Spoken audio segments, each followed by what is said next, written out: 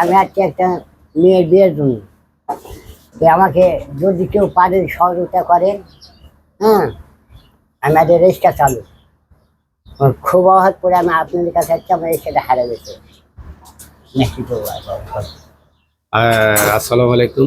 কাকার বাড়ি কোথায় বললেন? দেশের বাড়ি নাটোর। নাটোরে। কাকা নাটোর থেকে আসছে, ওনার মেয়ে বিয়ে।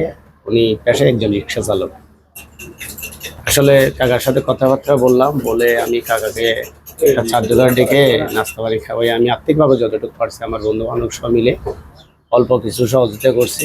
এরকম লোকদেরকে যদি আপনারা দিয়ে থাকেন, আসলে ওনাদের পেশা হচ্ছে রিক্সা চালক। উনি কিন্তু আসলে ধোঁকাবাজ না, ওনার কথাবার্তা ওনার পেশায় আমি দেখে শুনে দেখলাম যে উনি যথেষ্ট একজন ভালো লোক।